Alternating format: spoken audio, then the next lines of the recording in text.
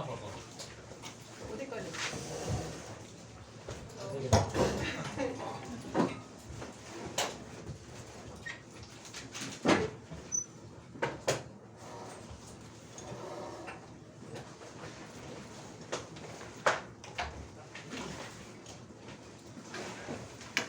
이거는 이제 벡터 쓰기 웬만하면 테이프만 쓰고 오세요.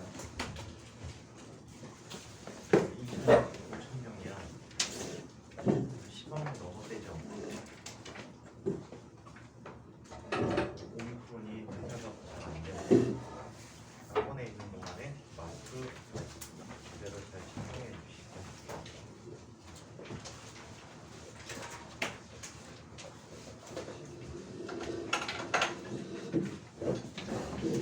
목표 10만 남았죠?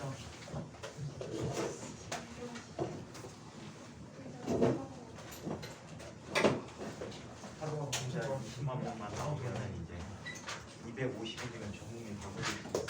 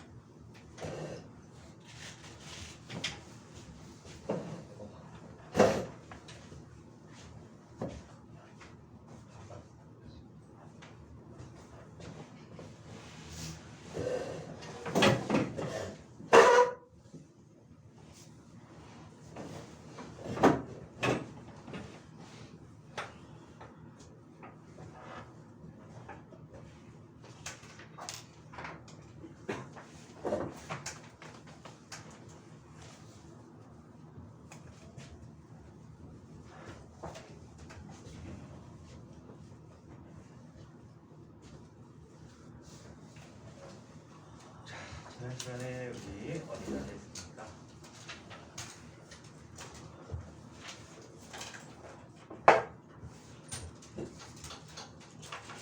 전자 모형에서 톰슨 모형까지 했나요?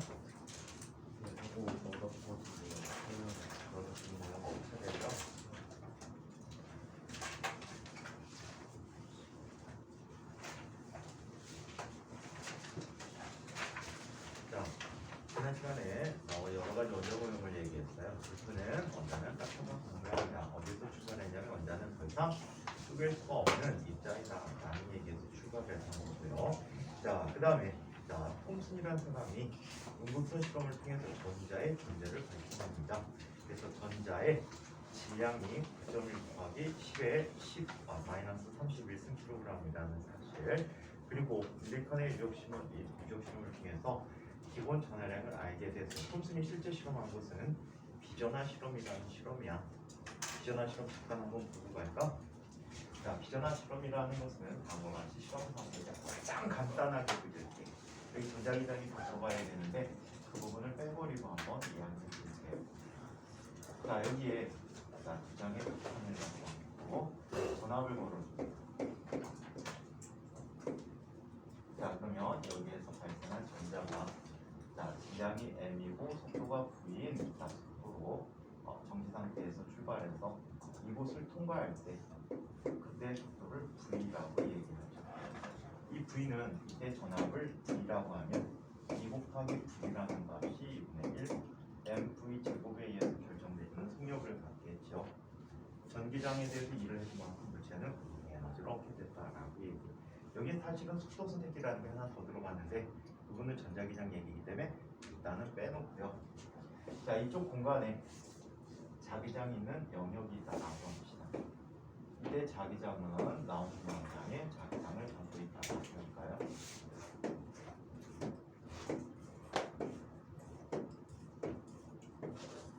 자, 이때 자기장에 전자가 입사를 하게 됩니다. 전자가 입사하게 되면 얘는 힘을 받게 되죠. 어떤 힘을 받습니까? 자기장 나오고 있죠. 전류는 전자 방향과 반대 방향이죠. 윗방향에 힘을 받겠죠. 이때 얘가 받는 힘은 어떤 힘을 받습니까? 전자기력으로 EVB라는 힘을 받게 된다라고 해요. 얘는 전자기력이라고 해. 하이탑에서는 이것을 로런츠임이라고 잘못 소개하고 있는데 로런츠임이라는 것은 전기장, 자기장 쪽에서 전하가 받는 힘이야. 그래서 식이 좀 더 복잡해져. 자, 어떤 식으로 나타나니? F는 2 곱하기 전기장 더하기 VQV 크로스 B라고 얘기해. 여기서 자 뒤에 있는 항을 가지고 얘 로런츠임이라고 하는데 사실은 그건 자기력이야. 오케이? 자기력이고. 자, 이때 이와 같은 힘을 받는데 운동 방향과 수직하게 받는 힘은 물체를 무슨 운동시켜주죠? 운동 방향과 수직하게 작용하는 물체를 무슨 운동시켜줘? 운동 방향과 수직한 힘은 물체를 무슨 운동시켜줍니까? 원운동. 무슨 운동? 특히 무슨 원운동? 등속 원운동을 시켜준다라고 얘기합니다. 그래서 등속 원운동을 하게 되었다. 자, 그렇다면 이때 나타나는 운동 형태가 등속 원운동이고 이때 반지름을 측정해 보는 거야. 여기 사진 건판을 갖다 놓고 반지름이 측정되는 위치를 정확히 알 수가 있습니다. 여기 까불다 누구한테 맞았구나? 까불다 누구한테 맞았어. 지금 맞았는데 딴 데는 멀쩡해? 깝치다 맞았지?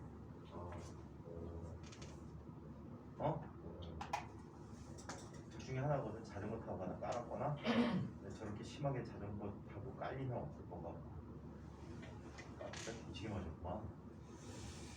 어휴, 이거 먹고 살아. 종이다는 피해야지. 아팠어? 형들한테 맞은 거야? 형들한테 맞았어?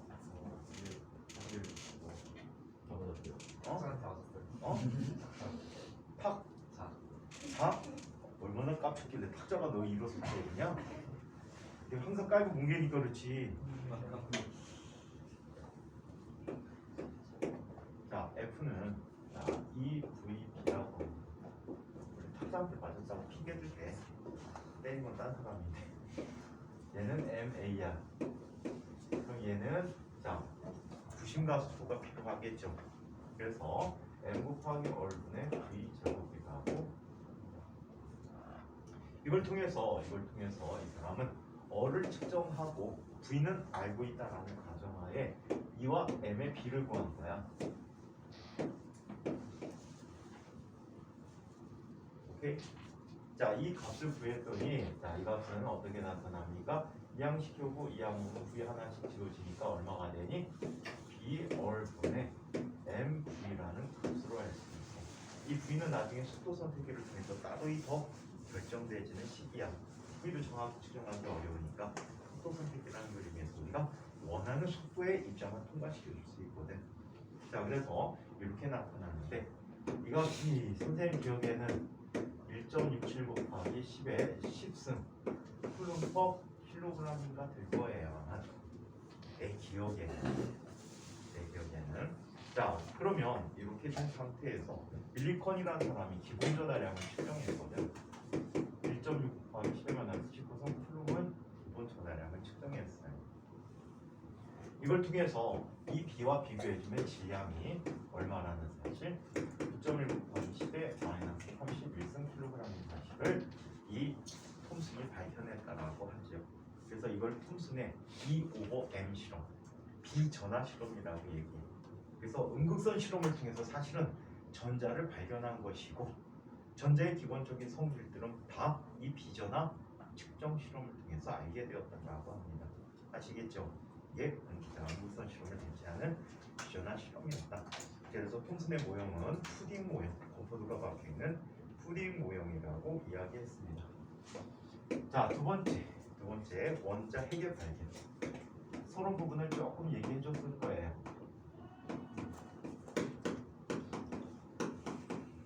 자, 원자 핵의 발견 누구에 의해서 행해졌죠? 러더포드에 의해서 행해졌죠. 자, 러더포드는 어떤 실험을 하게 됩니까? 러더포드는 어떤 실험을 하죠? 발파했죠? 산란 실험을 하게 되죠.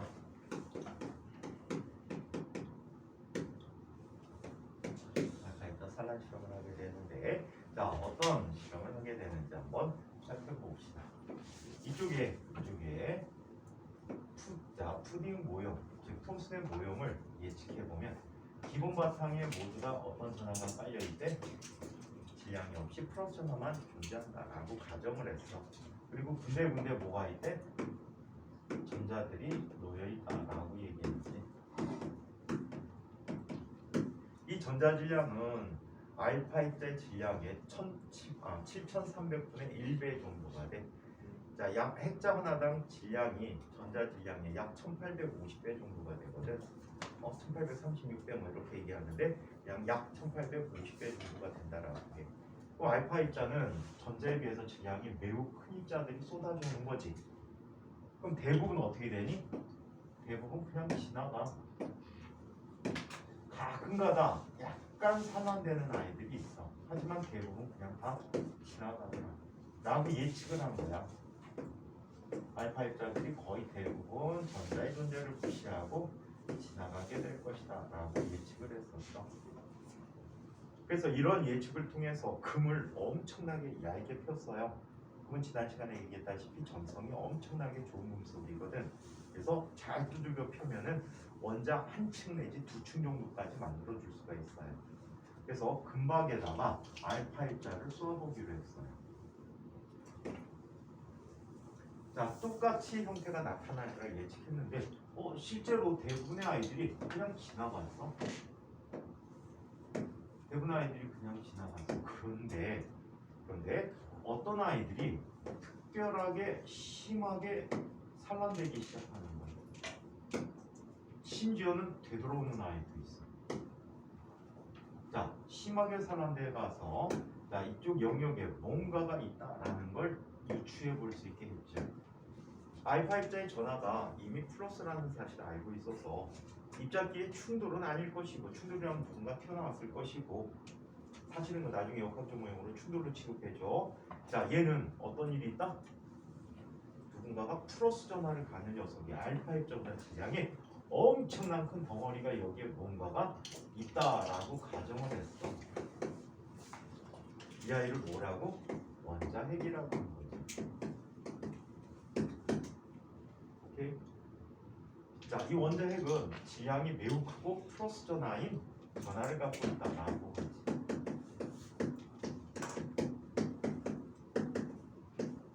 굉장히 큰 질량을 갖고 있을 것이다 라고 예측을 하게 돼요. 자, 그래서 보는 자신의 모형을 이렇게 표현을 하게 됩니다.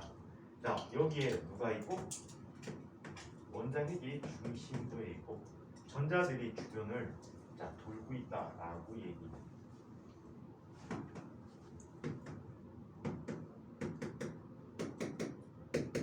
여기는 한쪽 방향으로 표현하는데 이렇게 돌고 있다라고 가정을 하게 된 거예요. 오케이? 자, 그래서 중심에 원자핵이 있고 주변부에 전자가 있어서 전체적으로 정기적으로 중성이 다음 성질을 띠고 있다라고 해서 태양계 살아라.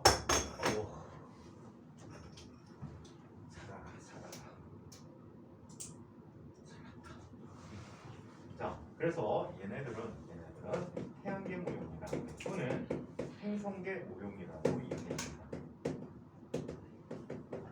그래서 이런 모형을 모델가 제안하게 되었다라고 하지요.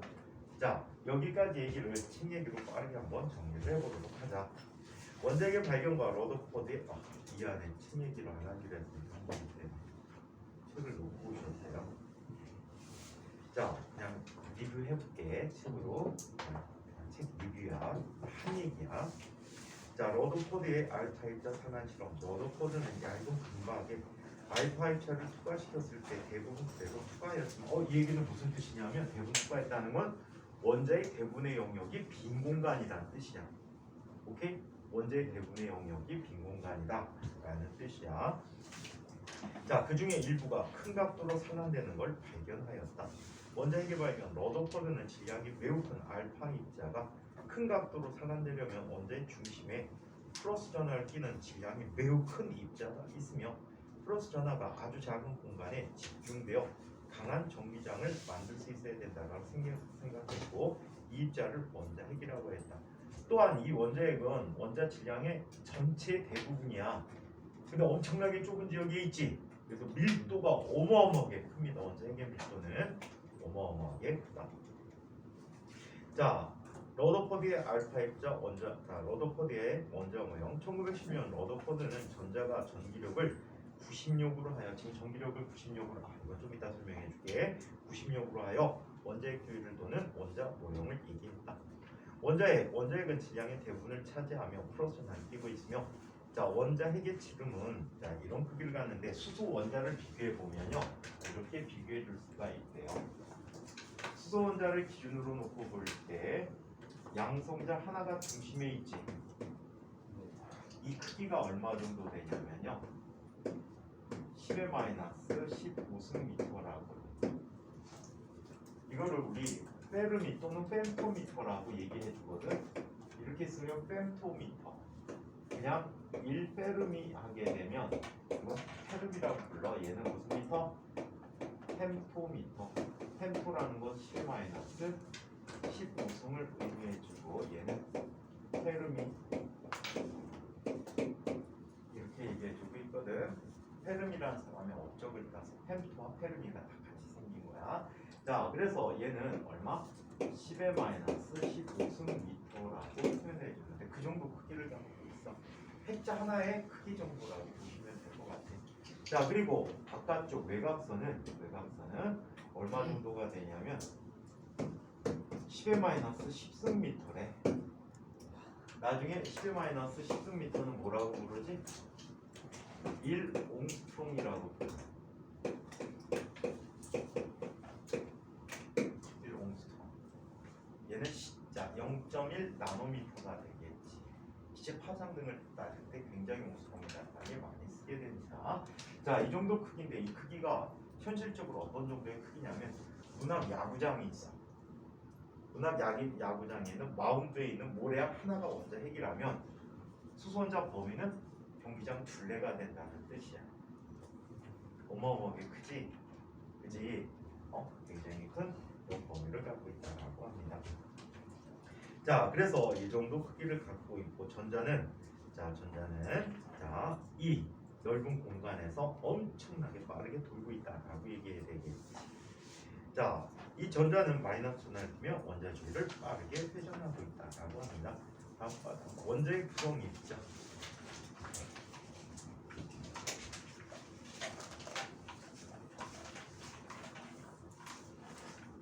이건 뭐 수학 시간에 다 얘기가 빠르게 할게. 번호가 몇 번이니? 3번?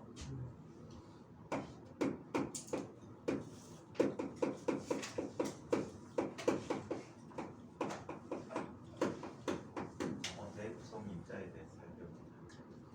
그런데 또 친해져가 장난치할 테냐? 자, 원자라는 것은 전기적으로 분명히 입자인데 크게 두 가지로 나누어 있지. 원자핵 그리고 전자로 구성이 되어 있다라고 얘기합니다. 자, 이때 원자핵은 또 두 가지 입자로 구성이 되어 있죠.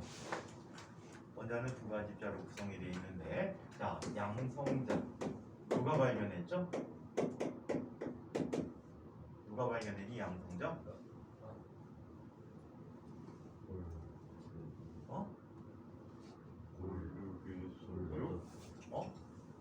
금에 관련된 이유가서 금에 관련돼 있어요? 골트 아인슈타인? 뭐 새로 나온 우유 이름이야? 골드 아인슈타인 우유? 골든슈타인? 골든슈타인? 일뿐이나 골트슈타인이라고 불러야 돼요. 그래서 골트슈타인이야. 골트슈타인이 양성자를 얘기했고, 얘는 정기적으로 플러스 전기를 띠고 있다라고 하고요. 자, 중성자는 누가 발견했지? 누구? 체드윅 국제학교? 국제학교 교장 선생님이 발견했다고?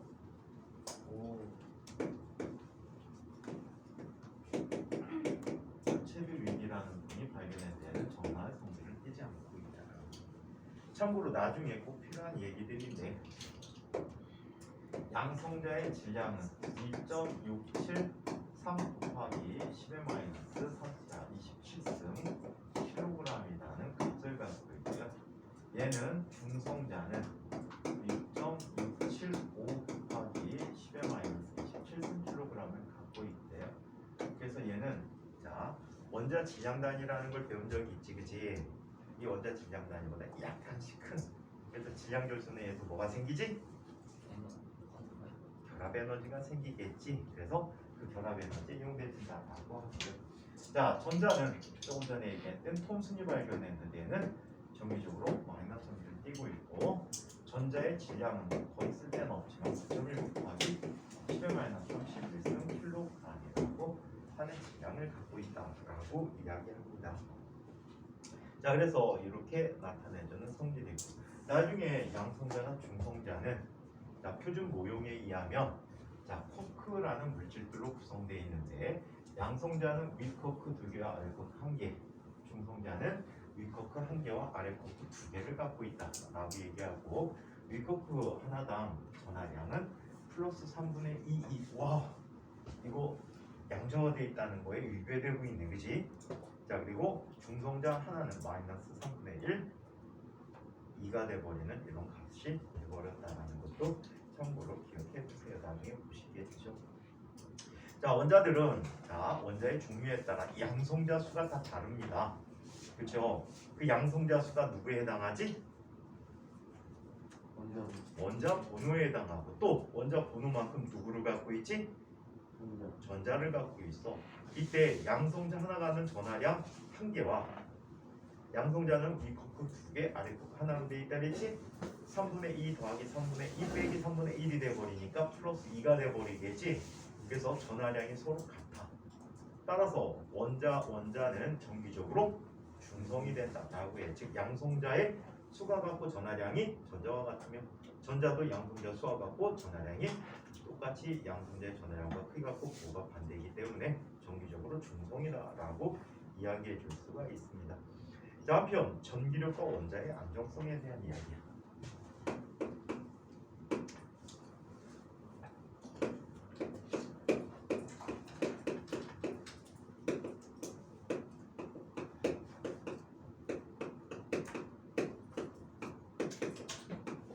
전기력과 원자의 안정성에 대한 이야기인데, 자, 태양 주위에 누가 돌고 있지?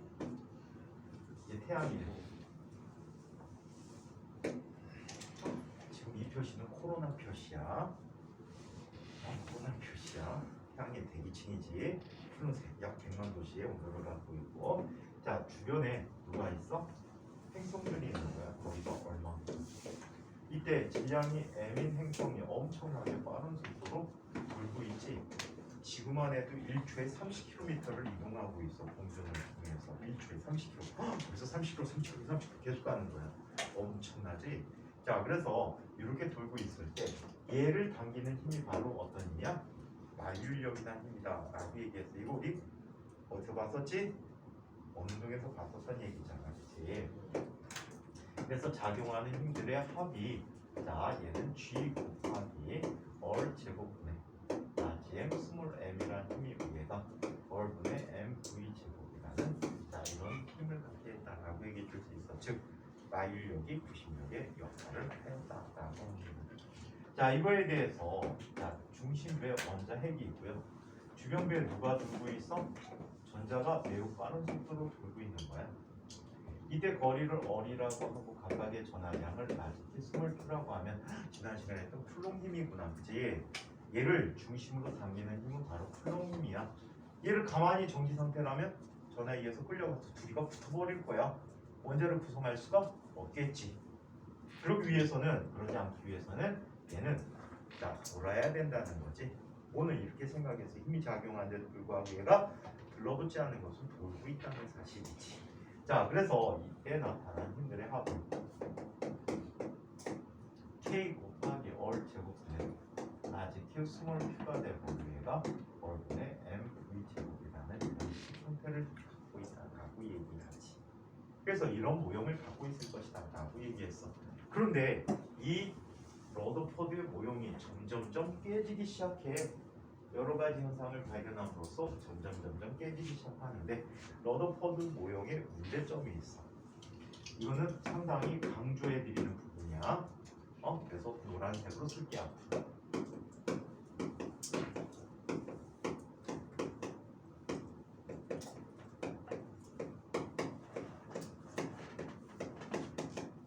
이 러더포드 모형의 문제점을 통해서 O의 개선이 이루어지거든. 그래서 이 문제점이 중요해. 어떤 문제점이니? 첫 번째, 원자 궤도의 안정성 문제가 있어. 자, 그래서 원자 주위의 전자 궤도의 안정성이 정확히는 원자의 안정성 문제가 있다.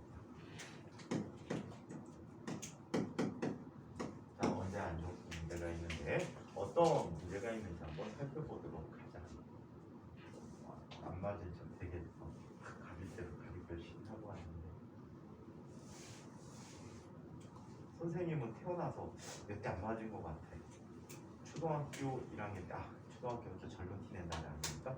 국민학교 1학년 때 동네 중학교 형하고 한판 해가지고 뒤지게 맞고 맞다고 때리다가 도망갔어. 선생님 고집이 진짜 고집이 세거든. 엄청나게 심한 고집을 갖고 있었는데 죽여하고 덤비니까 중학생이 도망갔어. 중학생 다시는 우리 동네에 안 나왔어. 역정거리에 돌아다녔어. 그런 적 한 번 있고 고등학교 1학년 때 딱 한 대 맞은 적. 고등학교 내내 딱 한 대 맞았구나. 딱 한 대. 때리긴 엄청 때렸는데 맞긴 딱 한 대 맞았어. 그리고 대학교 다닐 때 스트리트 파이팅 하다가 3대 딱 맞고 그리고 1시간 동안 패고 그 다음에 맞은 적은 없는 것 같아. 때린 적은 많은데 17대1로 싸우고 17대1이 아니고 17대1이 아니고 선생님 친구들이 7이 손했더니 30이 하나 빼야 돼. 선생님 친구 하나 빼야 돼. 얘는 갔더니 얘들 말고 이제 여학생들이 좀 있었거든. 걔네들한테 가 있더라 이 새끼 하나가. 걱정하지 말고 가세요. 그냥 막 개쉬했지. 경찰 형사기동대가 차가 2대가 출동했습니다. 그리고 땀통에 쳐넣지. 선생님 딱 봐도 지나가는 선량한 학생처럼 생겼잖아. 걔는 술 개처먹은 신학생. 자, 원자의 안정성 얘기 한번 살펴보자. 근데 요즘 안 써. 최근에 싸운 게 한 7년, 8년? 술 먹고 자꾸 술집가장 욕하길래 데리고 나와서 좀 때려줬지. 자, 그러면 원자의 안정성에 대해서 너무 졸고 있니? 안 믿거든. 흠칫뿡 하고 있는 거지. 경찰서 가면 기록이 있어. 자, 그러면 원자의 안정성에 대해서 한번 이야기해 보도록 하자. 자, 원자 안정성이 있는데 이쪽에 원자 핵이 있어. 경찰 살 좀 빠지니까 믿기지 않니? 네? 살 좀 빠지니까 옛날에 좀 했다는 거 믿기지 않니? 진짜 말랐었어. 멋있었지. 거기다 초등학교 운동까지 하니까.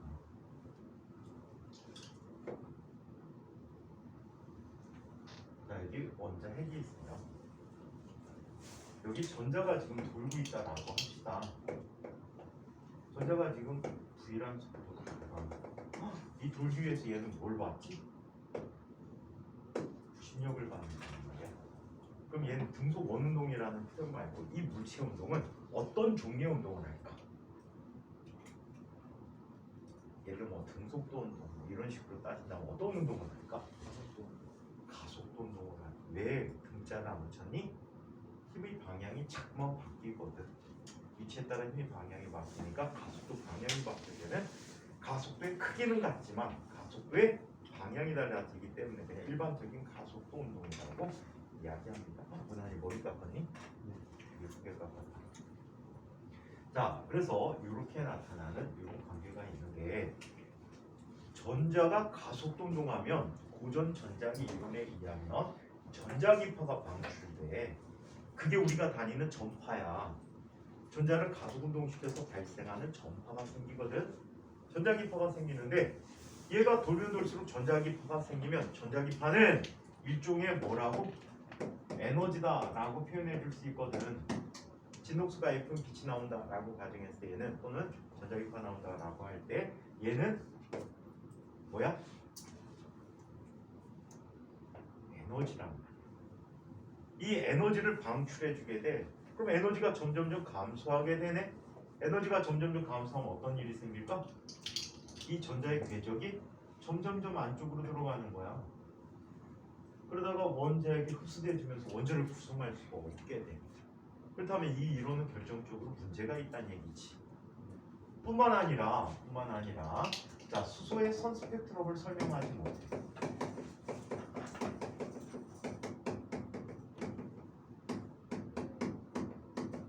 자, 수소의 선 스펙트럼을 설명할 수가 없고.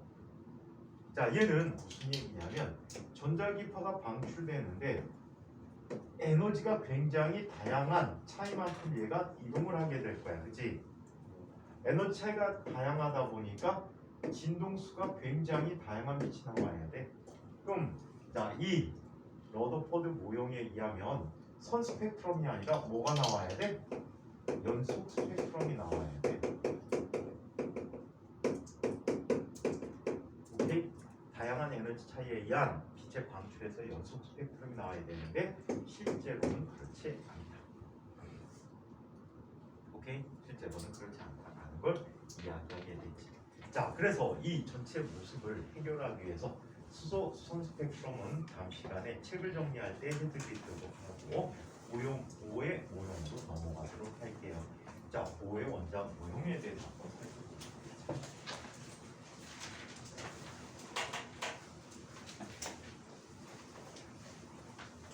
자, 5의 원자 모형에 대해서 이야기해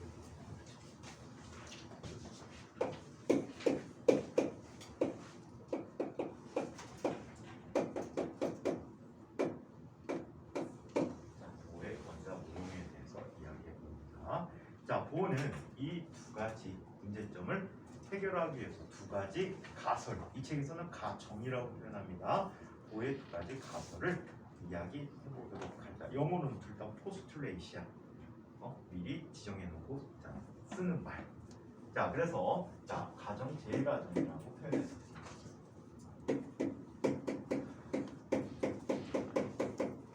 자, 제1가정이라고 하는데 자, 제1가설이야. 자, 얘는 양자 조건이라고 합니다.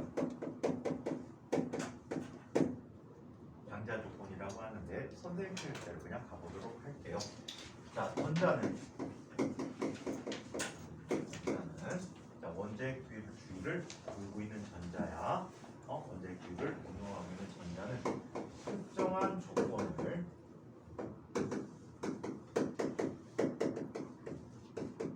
만족하는 특정한 궤도에만 존재한다.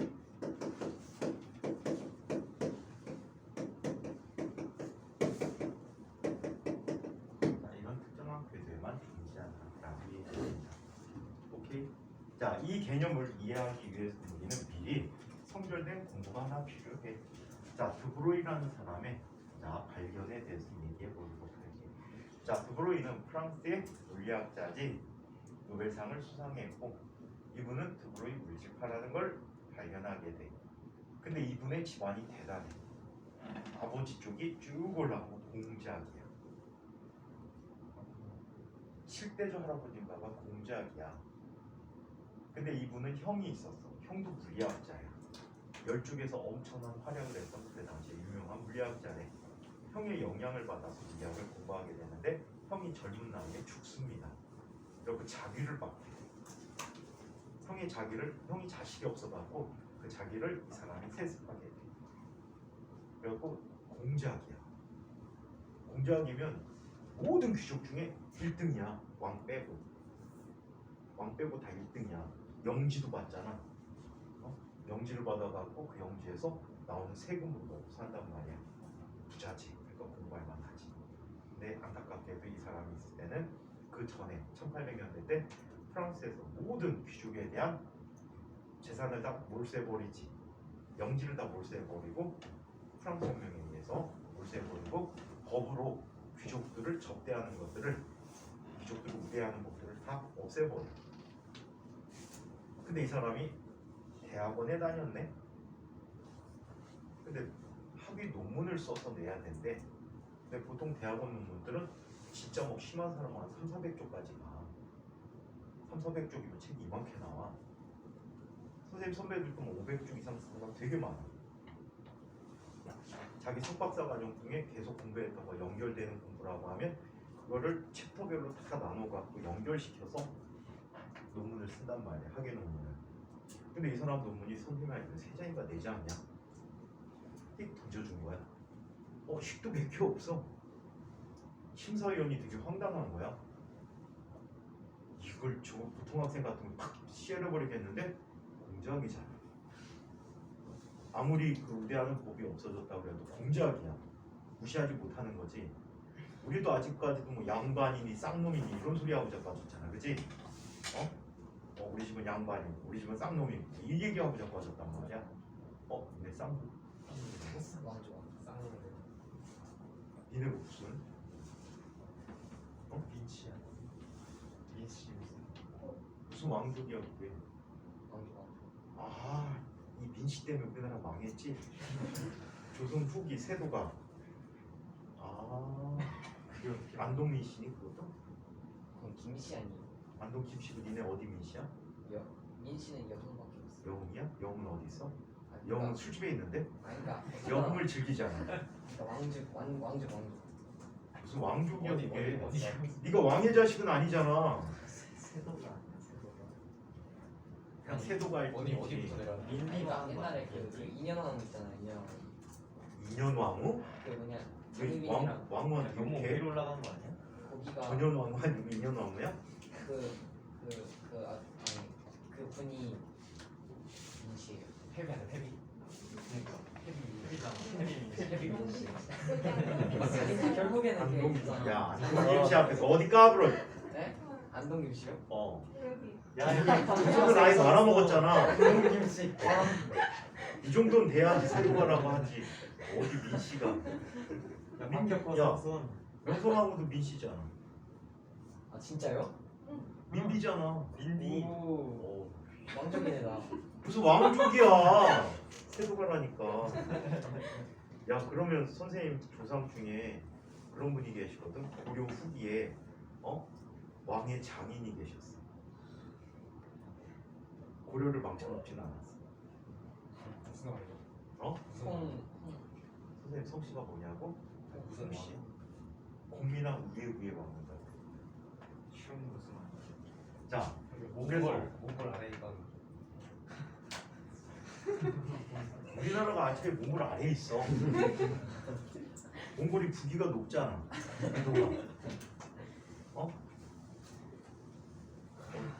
며칠 전에 선생님이 TV 보다가 한강풍 춘천이 아니고 뭐 중국 TV 잠깐 해주는 게 있어. 그랬더니 아마 청조 말력 같아. 그래갖고 무슨 왕이 그 왕의 자식 그래갖고 왕족인 사람이 와서 막 왕에게 상담을 해주고 있는데 조선도 뺏기고 어쩌고저쩌고 뭐 이러는 거야. 아마 청일전쟁 지고 뭐 그 얘기 같아. 조선을 뺏겼다니 개새끼야. 조선이 지 땅이야? 야, 중국 새끼들은 생각이 이상해갖고 또 드라마를 틀어버렸다. 개새끼 이게 뭐하는 짓이야. 선생님 그 뭐냐 여자 콜링 올라갔던데요? 그럼 내려갔겠니? 아니 그러니까 컬링은 그냥 평면에서 던지는 거야. 그냥 예선을 중국이랑 했는데 이겼어요. 한번 물어봤네. 안 올라갔을걸? 스위스한테 한번 졌잖아. 어저께 전 그러니까 아직 확정 안 됐는데 중국은 이긴 거 아니에요? 중국이 이겼어? 4강 아직 확정 안 됐어 이 바보 새끼야. 아니 그러니까 예선을 중국이랑 하던데 한국 여자. 중국하고 했잖아. 네. 근데 졌잖아 근데. 아 졌어요? 뭐야? 왜 나 이긴 걸로 알고? 너 올림픽 제대로 보니? 선생님처럼 아예 보지 마. 아 저도 안 봐요 사실. 그냥 뉴스만 보고 아 1500m 땄구나. 저도 뉴스 봤는데. 잘했네. 끝. 제주도 은메달 땄구나. 잘했네. 끝. 재미가 없지. 중국 금메달 이렇게. 자, 중국이 종합 우승 하겠지. 네개 있잖아. 자, 뭐가 있다고? 네, 중국 금메달 왜냐? 2개라고? 네개 있지 않을까요? 이거 뺏어간 게 2개인데? 처음 초반에 뺏어간 게 이미 2개야. 자, 그래서 이런 궤도를 존재한다는데 드브로이라는 얘기하고 있는데 이 드브로이라는 분은 그 3장, 4장짜리 논문을 제출했는데 심사위원들이 고민을 했답니다. 고민될 만하지. 야 이 새끼야 이거 논문이라고 해? 학예는 공작이야. 그렇다고 논문 패스해갖고 학예를 주자니? 찝찝하잖아. 제 공작이라 그렇게 줬을 거야. 그래갖고 오랜 시간 고민 끝에 아인슈타인한테 도움을 청했답니다. 논문 몇 장 안 되니까 필사본을 만들어갖고 아인슈타인한테 편지와 함께 보냈답니다. 이런 논문이 학예 논문으로 제출됐는데 어떻게 생각하십니까?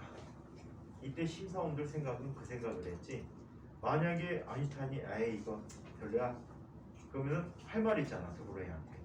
야 이건 아인슈타인한테 물어봤더니 아니래.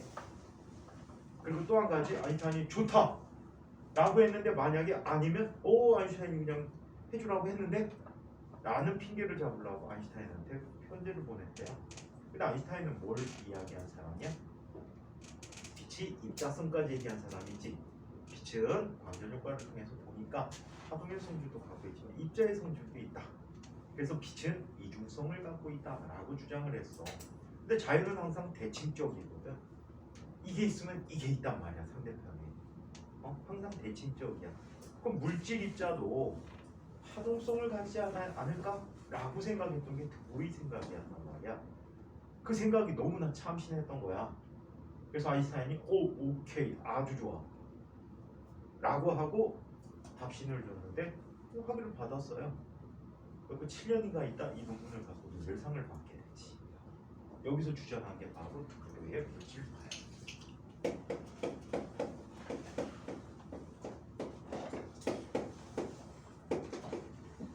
또는 그냥 드브로이파라고 얘기하기도 합니다.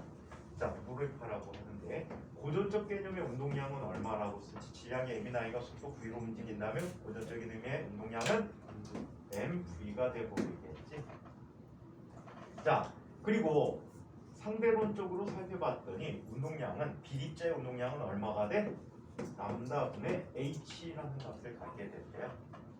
람다분의 h다라고 했어. 우리 지난 상대성 이론에서 이야기한 거 있잖아.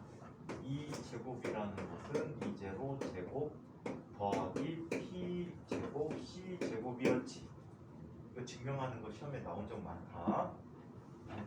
p라는 녀석은 감마 mc의 제곱이다라고 해놓고 이거 전기에서 푸는 거 감마 제곱 풀어가고 이양시키고 했던 거 시험에 잘 나왔었어. 자, 근데 전자는 정지 에너지가 0이야. 정지 질량이 없거든. 그럼 P라는 녀석은 뭐가 되니? C분의 2잖아. 그럼 얘는 C분의 HF가 되겠네. 그래서 람다분의 H가 되는 거지. 그래서 일반적으로 이 녀석을 짬뽕을 시킬 때 람다는 P분의 H라고 쓰기로 한 거지.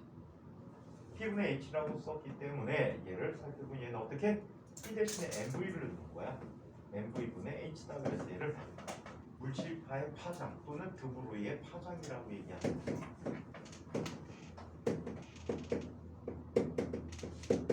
자, 그래서 질량이 m인 입자가 v라는 속도로 운동할 때 파장은 물질파 파장은 람다다라고 주장했고 이 파동의 성질을 이용해서 나중에 슐레딩거 방정식으로 발전을 해서 양자역학 고체학이 발전을 하게 됩니다. 자, 그래서 특정한 궤도에만 존재하는데 어떤 궤도에만 존재하니? 이런 궤도에만 존재하는데 첫 번째, 원자핵에서 가장 가까운 전자를 한번 살펴보자. 얘 질량이 m이고 이 순간에 지금 v라는 속도로 움직이고 있다라고 하는데 이때 존재하는 위치를 원이라고 이야기해보자. 그렇다면 얘가 운동하는 궤적을 살펴보면 자 얘는 어떤 궤적을 운동하지? 길이가 얼마인? 2파이 all 1을 움직이게 되는 거야. 질량 예민한 애가 쭉쭉쭉쭉쭉 가게 되는 거야. 오케이? 이때 이런 생각을 하게 된 거지. 자, 이 사이에 그런 속도로 움직인다면 얘는 이런 물질파의 파장을 갖게 될 거야. 오케이? 이 물질파 파장을 갖게 하는 이유는 얘가 정상파를 이루어서 정상파가 되면 내질의 각 부분의 에너지들이 저장되져서 어때? 에너지 손실이 없게 되거든. 그 개념을 딴 거야. 정상파 조건은. 자, 그러면 얘는 이런 식으로 파동이 형성되겠지. 이 노란 궤적은 실제 전자가 움직이는 궤적은 아니야. 파동을 표현한 궤적이야. 그러면 시작과 끝이 계속해서 어때? 맞물리지. 맞아? 그래서 정상파 형태가 됐고 이 상태를 정상 상태라고 해. 첫 번째 존재할 수 있는 정상 상태이다. 즉 2파이 all 속에는 자 얼마? 람다가 몇 개가 들어갔대? n 1개가 들어갔대. 이때 얘가 갖는 속력 V1이라고 할 때 V연에 대해서 mv1분의 h라는 이러한 조건을 만족하는 궤도의 첫 번째 궤도를 갖게 된다라고. 자, 두 번째 존재할 수 있는 궤도는 좀 더 바깥쪽에 있겠지. 얘 반지름을 얼프라고 하자. 자, 그러면 이 전자가 움직이는 궤도가 자 이만큼이 됐을 때 2파이 얼프가 됐대. 자, 이만큼 됐을 때 이 사이를 자 이렇게 나눠서 얘는 다음과 같은 정상파의 파동 모양을 갖게 하는. 자, 그러면 얘도 역시 계속 연이어서 나타나겠지.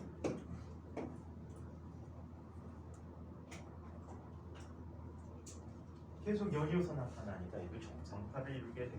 그래서 두 번째 존재할 수 있는 정상 상태가 되는 거지. 즉 2파이 all 2 속에는 파장이 달라졌어. 속력이 달라질 테니까 위치에 따라서.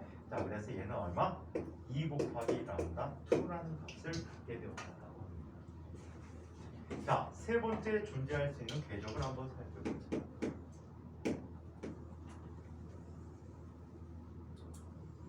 자, 얘는 어떤 궤적? 얼스림 궤적. 이 궤적 속에는 파장이 어떤 형태로 이루어져? 그냥 생략할 게 더 길어야 되겠지만 얘가 2파이 얼3가 돼버리는 게 몇 영역으로 나눠? 세 영역으로 나눠보자. 안 맞는데? 4개씩 하면 되는 거야. 세 영역으로 나눴을 때 어떻게? 이렇게 나타납니다. 하나, 둘, 셋. 이런 형태로 썼습니다. 그래서 이 녀석이 존재하는 모습을 파동의 모습으로 표현해봤더니 이렇게 나타납니다. 자, 이런 식으로 나타나게 되고 항상 이러한 모습을 유지하는 녀석들만 존재하게 된다라고. 그래서 얘는 2파이 all 3가 3람다 3 조건을 만족하게 된다라고. 자, 이런 궤도에는 존재하지 않는다라고 해. 자, 여기 어떤 임의의 궤도가 있다라고 할게.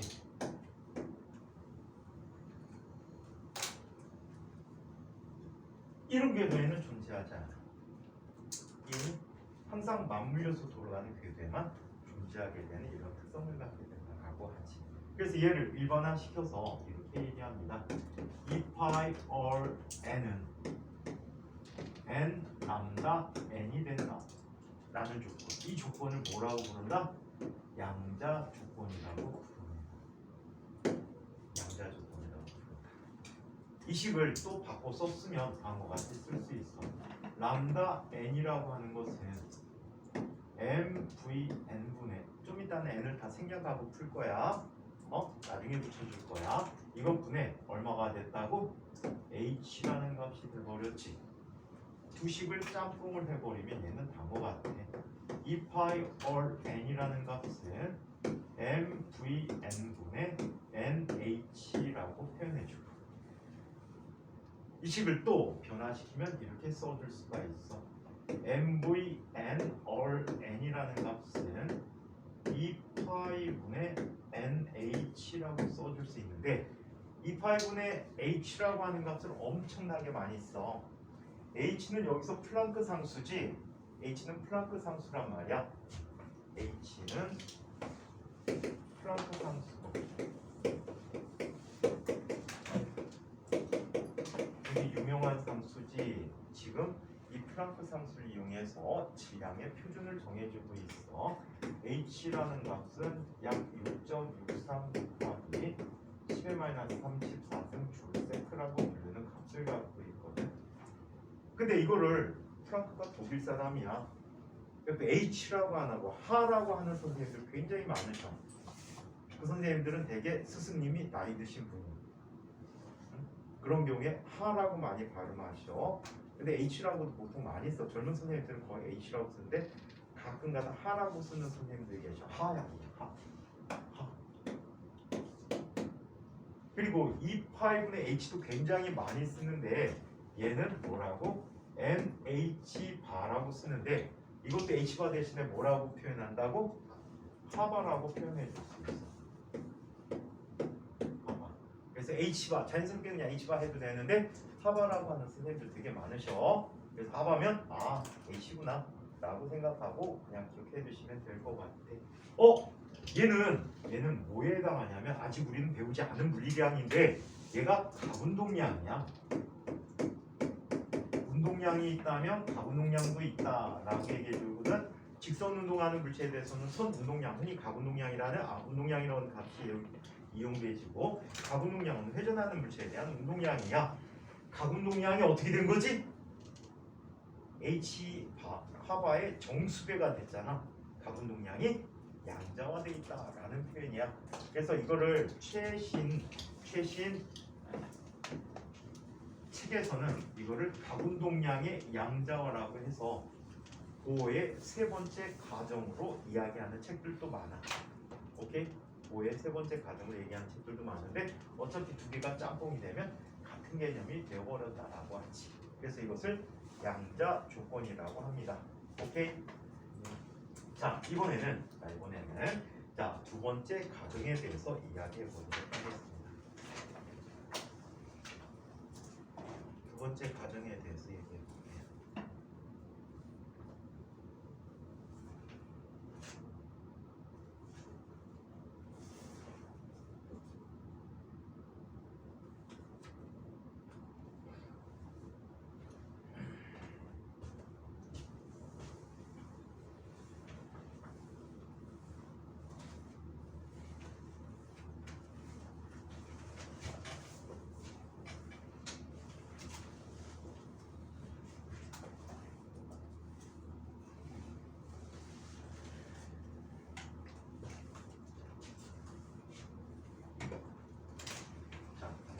가정에 대해서 얘기해 봅시다. 자, 두 번째 가정, 지가정.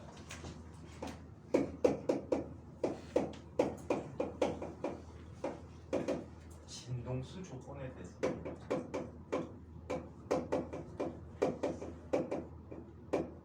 자, 진동수 조건이라는 것은 이렇게 진동수입니다. 자, 전자가 한 허용된 궤도에서 이 궤도는 첫 번째 양자 조건을 만족하는 궤도가 되겠지. 다른 허용된 궤도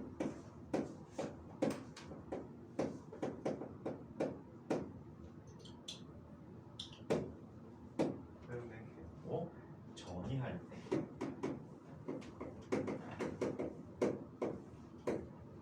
전이한다는 건 무슨 뜻이야? 이사를 가는 거지. 트랜스퍼하는 거야. 트랜스퍼. 자, 이렇게 전이하게 될 때 두 궤도의 자 에너지 차이만큼의 에너지를 전자기파입니다. 요즘 책은 전자기파라는 말 대신에 광자라는 말을 쓰기도 해. 광자, 빛이지, 에너지 입자지. 에너지 양자란 말이야. 자, 광자 형태로 흡수 또는 방출하는. 자, 그래서 이것을 진동수 조건이라고 표현해주고 있어요. 자, 여기에 두 에너지 궤도가 있다라고 가정해보죠. 2번 바닥 상태고 2, 들뜬 상태. 일단 쉬운 것부터 갈게요. 자, 여기 있던 전자, 들뜬 상태의 전자는 불안정하지 에너지적으로. 그래서 에너지가 안정한 쪽으로 내려오려고 하고 안정화는 축구 선수였는데. 자, 이렇게 내려오게 돼. 이때 이 에너지 차이만큼의 에너지를 외부로 어떻게 해줘? 전자기파 형태로 방출해준다라고 얘기해요. 또는 HF 대신에 H 곱하기 남다음에 C라고도 쓸 수 있겠지. 이 값은 두 에너지의 차이가 되는 거야. 오케이? 그렇다면 이때 람다라는 값을 사용하면 얘는 에너지 차이분의 HC가 되거든. 자, 전이하는 두 에너지 차이가 크면 클수록 방출하는 빛의 파장이 점점점 짧아진다는 뜻이야. 적외선이었다가 가시광선이었다가 빨간 쪽에서 파란 쪽으로 갔다가 자외선으로 변하면 파장이 점점점 짧아지는 거지. 더 강력한 에너지를 갖고 있다라고 보는 거야. 오케이? 에너지가 크면 걔네들은 큰 에너지를 갖고 있다라고 볼 수 있겠죠. 반대로 이렇게 나타내 주시고, 자, 여기 바닥 상태에 있던 전자가 있어. 자, 얘가 어디로 갑니까? 들뜬 상태로 이동을 하게 될 때 원자에서 이 들뜬 상태가 반대 방향으로 이동을 하는 거야. 이 경우에는 똑같은 이 빛의 파장을 외부에서 어때? 흡수해주면 이 에너지 차이가 두 에너지 차이만큼이 될 때 얘들은 전이하게 됩니다. 그러다 보니까 이런 특징이 있어. 어떤 원자에서 들뜬 상태를 만들어주는 거야. 열을 가하든 뭘 가하든 들뜬 상태로 만들어준 다음에 자연스럽게 놓게 되면 얘들이 어때? 뚝뚝 떨어지지. 떨어지는데 에너지들이 불연속적으로 나타나게 돼. 이것도 좀 이따 에너지 준이라는 걸 계산해 볼 거거든. 에너지들이 불연속적으로 나타나. 특정한 궤도에만 있으니까 에너지가 불연속적이겠지. 당연히 불연속적인 궤도에 있다 보니까 그 차이만큼 에너지를 방출하다 보니까 특정한 빛깔의 파만 내보내겠지. 그게 방출선 스펙트럼이 되는 거야. 반면에 도내 기체에다가 여러 가지 빛의 파장을 주게 되면 아래에 있던 전자가 그만큼의 에너지를 갖는 빛만 흡수해서 들뜬 상태로 전해버린단 말이야. 그럼 연속 스펙트럼이 쭉 나타나다가 검은 선이 생기는 거야. 그 아이를 뭐라고? 흡수선 스펙트럼이라고 불러주고 있어. 얘는 주로 이 빛을 이용해서 별을 연구할 때 주로 사용하는 방식이 됩니다. 자, 그러면 이런 조건들을 이용해서 보가 이야기하는 보의 원자 모형이라는 녀석을 빠르게 한번 살펴보도록 하겠습니다. 자, 수소제에 대한 보의 이론.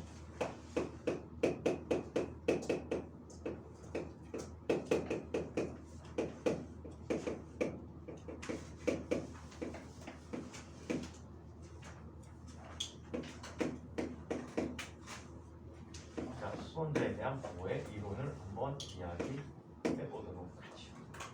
자, 수소자는 중심에 양성자 1개가 있어. 그리고 주변에 누가 있어? 전자가 있었던 거야. 자, 지금 전자는 거의 어린 만큼에 떨어져 있다라고 얘기해요.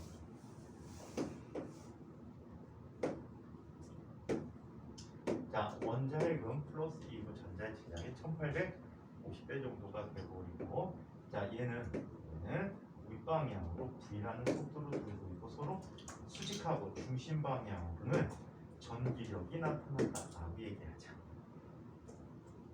오케이? 자, 그렇다면 첫 번째, 자, 전자에 작용하는 힘을 한번 보자.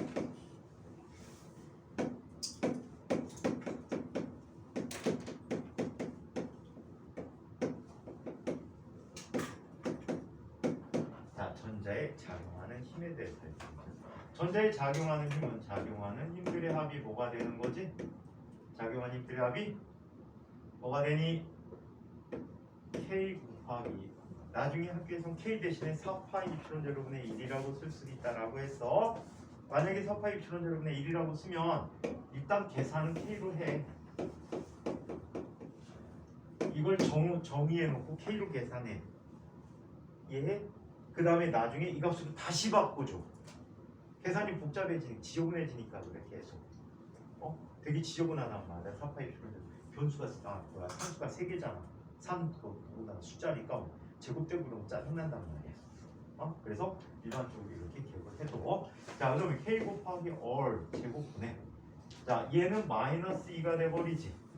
따라서 2제곱이라는 힘을 받게 되니까 만약에 이 원자핵이 원래 다전자 원자에서의 이온이라고 가정하면 전자 하나만 있다라고 가정하면 원자 번호를 앞에다 곱해주면 돼. 아시겠어요?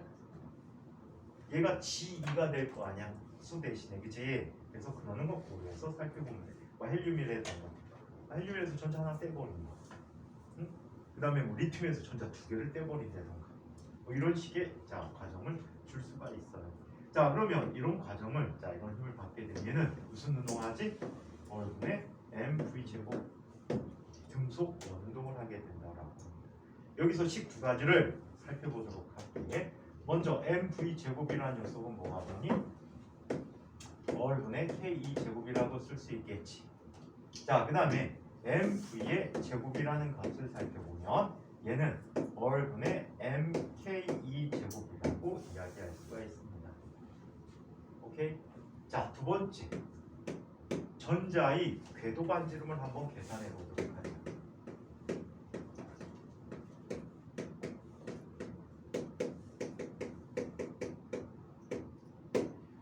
전자의 궤도 반지름을 살펴보는데 전자의 궤도 반지름은 다음과 같이 나타낼 수가 있어요.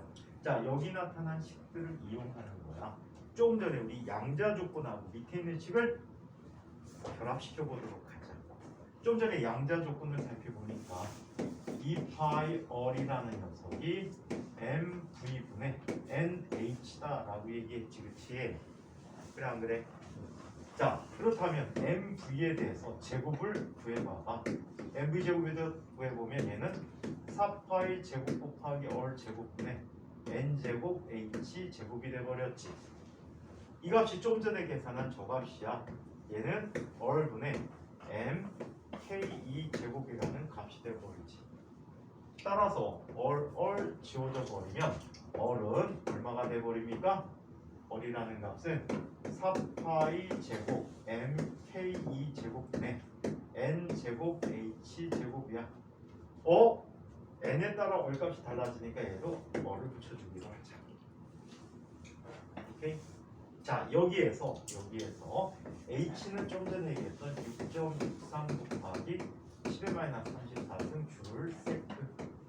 전자 질량 M이라는 것은 9.1 곱하기 10의 마이너스 31승 킬로그램. K 값은 9 곱하기 10의 9승 뉴턴 제곱미터 퍼 쿨럼의 제곱. 2라고 하는 것은 1.2 곱하기 10의 마이너스 19승 쿨럼이라는 것을 미리 대입해 봤더니 얘는 이렇게 나타납니다. 0.529 N제곱 옹스트롬이라는 값이 되어버렸어. 여기서 0.520 옹스트롬을 혹시 뭐라고 하는지 화학 시간에 배운 거 기억하는 사람 있니? 이걸 얼제로라고 얼1이라고 쓰는 게 원칙인데 얼제로 곱하기 N제곱이라고 쓰게 되는데 이 얼제로 혹시 뭔지 기억하는 사람이 있어?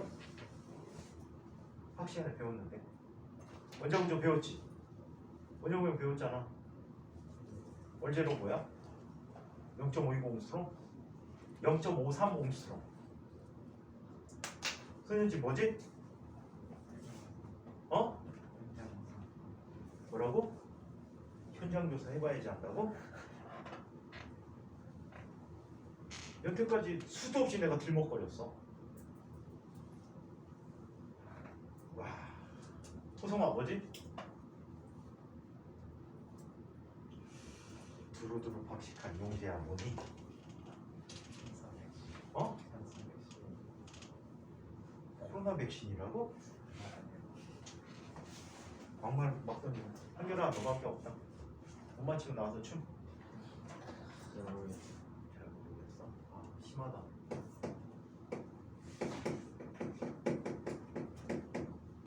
안 배우니 한 시간에? 했지. 야 지산애도 다 알고 있던데 니네 왜 몰라? 딱 했더니 아 보호반지름이요. 다 대답 다 했는데. 어허 이 친구 큰일 났다. 자 그러면 전자의 속력도 한번 살펴보도록 하죠.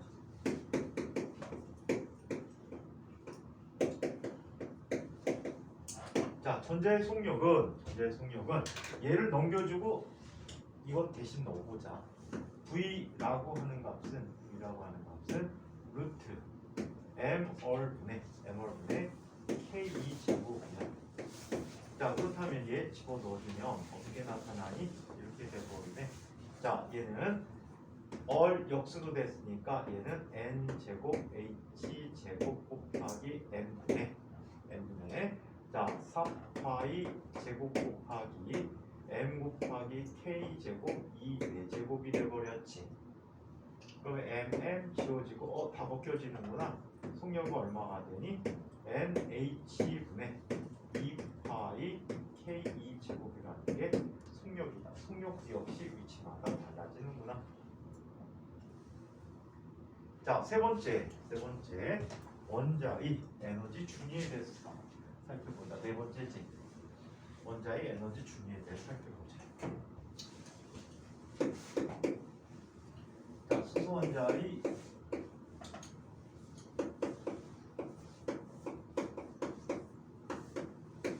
에너지 준위. 자, 수소원자의 에너지 준위라는 걸 살펴보는데, 수소원자의 에너지 준위는 다음과 같이 이야기할 수가 있습니다. 자, 수소의 역학적 에너지를 구해보면 얘는 2분의 1 mv 제곱 운동 에너지 마이너스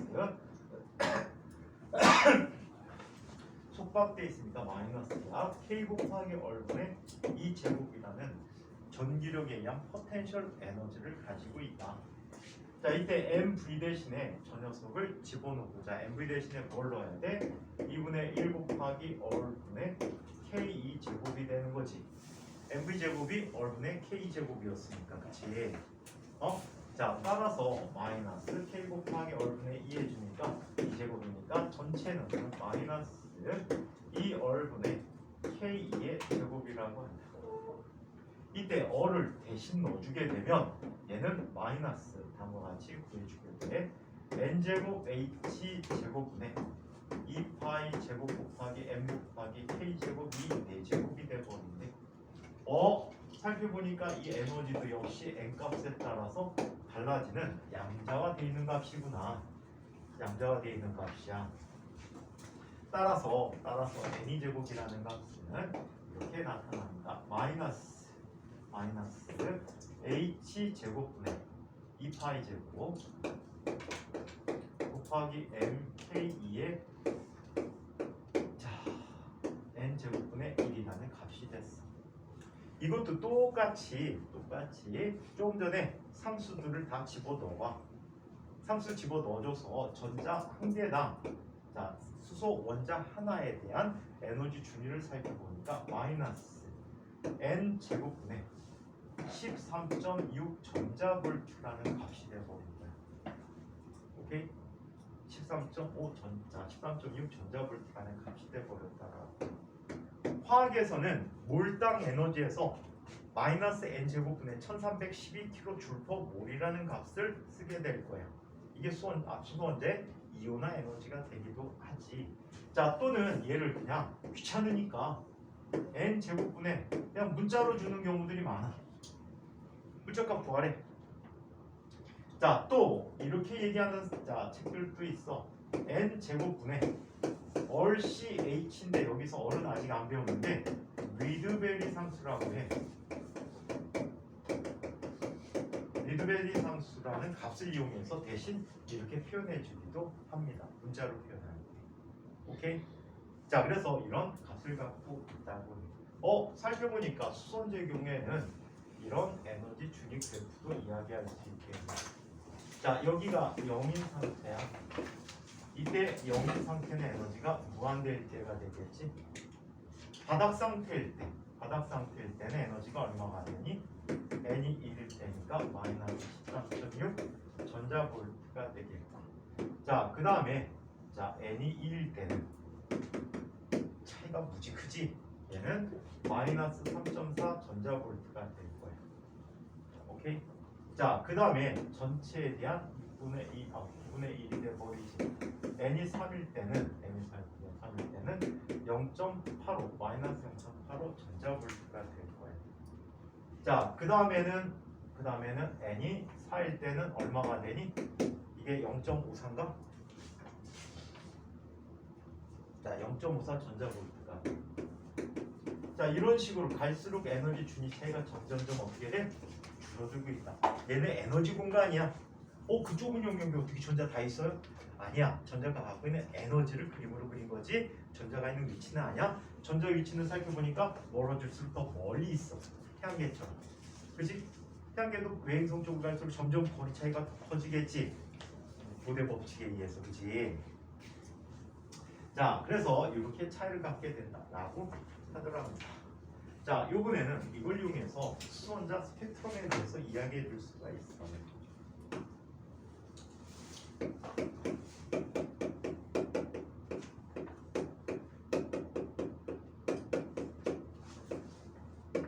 자, 선 스펙트럼이 나타나는 과정을 얘기해 줄 수가 있어.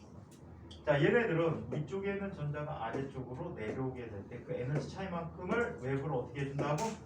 방출해준다라고 표현을 해주고 있어. 뿐만 아니라 여기로도 떨어질 수도 있겠지. 뿐만 아니라 여기로도 떨어질 수 있겠지. 자, 이런 식으로 다양한 스펙트럼들이 나타나는데 이 떨어질 때 에너지를 한번 살펴보도록 하겠습니다. 자, 떨어질 때 얘는 그 차이만큼 에너지를 방출해준다 그랬어. HF는 람다분의 HC가 되버리고, 자, 이 값은 ENI에서 ENF만큼을 낙하할 때 떨어지는 값이야.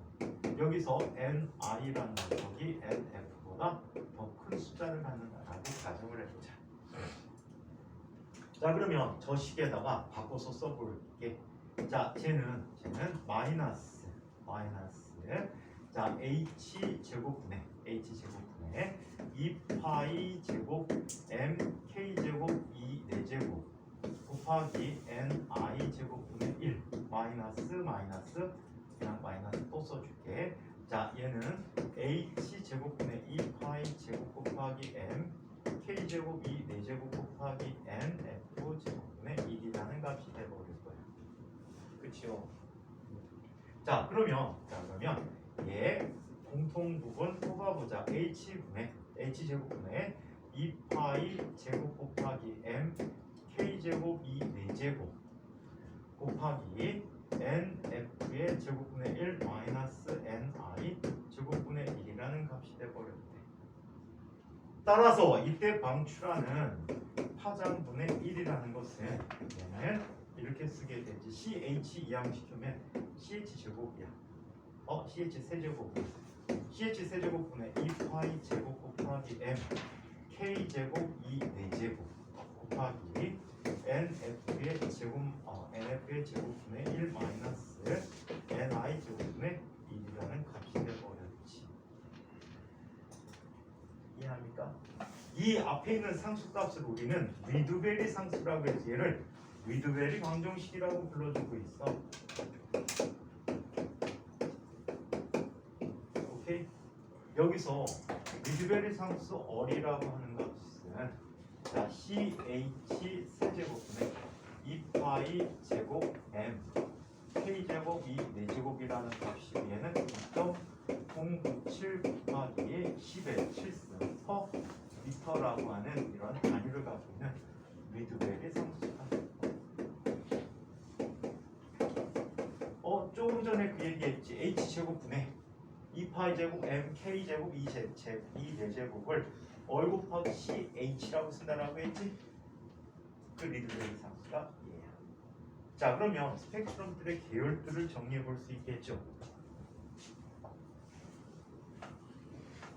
스펙트럼들의 계열을 한번 정리해 볼까 합니다. 자, 만약에 첫 번째,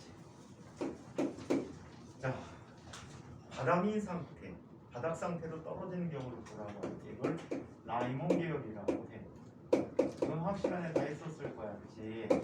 자, n i가 얘는 nf가 1인 i고 n i는 2, 3, 4 톤이야.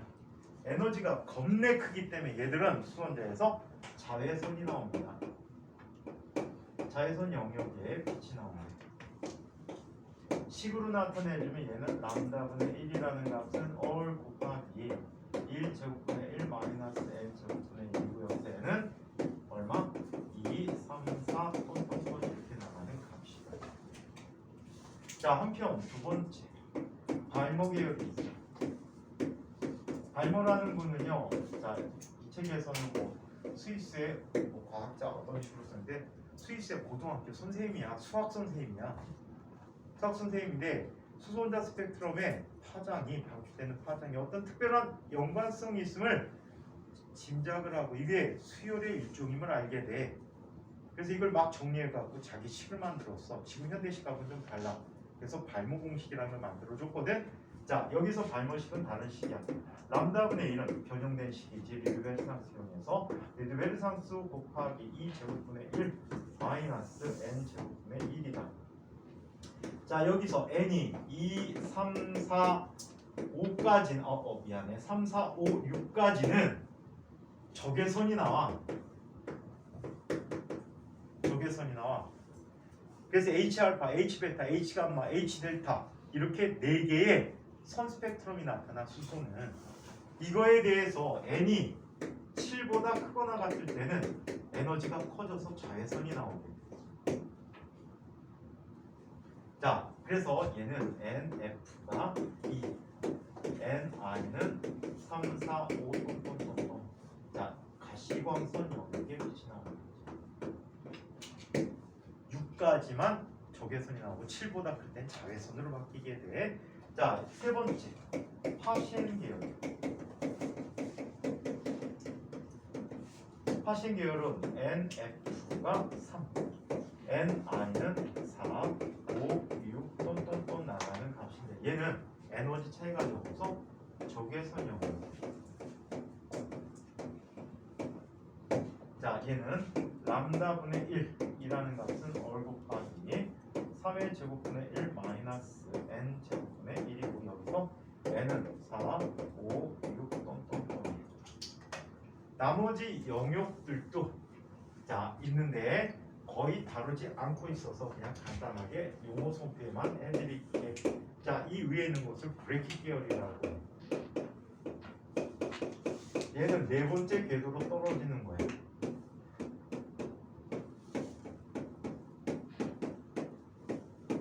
자, 네 번째 궤적으로 떨어지게 돼. 그래서 얘는 자 적외선 영역의 빛을 받게 돼. 자, 그 다음에 다섯 번째는 이름을 헷갈릴까봐 원어로 적어드릴게. 푼트라는 사람이야. PF는 푼이라고 해. 푼. 파이자 할 때 파이자 PF로 쓰지. PFIGER 쓰잖아, 그지? 그래서 자 푼트 계열이라고 해.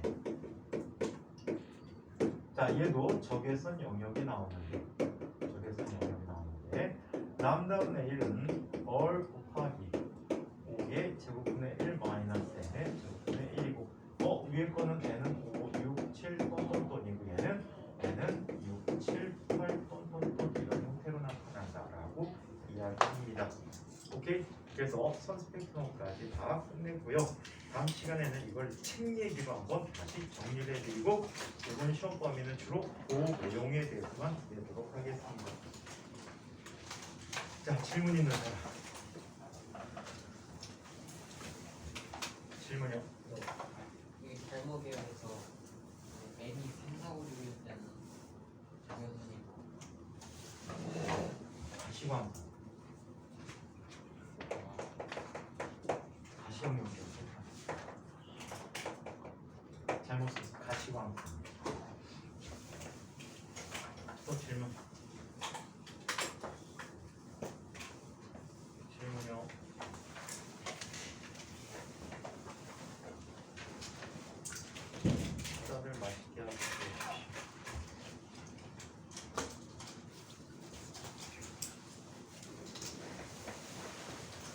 다음 시간에 책 한겨울 좀안 갖고면 안 돼. 책으로 정리 좀 해줄 분이 좀 있어. 그냥 넘어가도 되긴 하는데 한번 책으로 정리해 주는 게 좋을 것 같아. 시험에 반드시 나오거든. 너네 학교가 아마 이 근처까지가 시험권일 가능성이 높아. 여기에서 아니면 반도체까지, 다이오드까지. 근데 빠지는 건 하나도 없어요. 얘는 빠지는 거 없어. 여기는 어떤 선생님 맞을지 모르겠는데 아마 여자 가장 어린 선생님 맞을 것 같아요. 근데 빠지는 거 없어. 이제 여자 선생님한테 물어봐야 돼.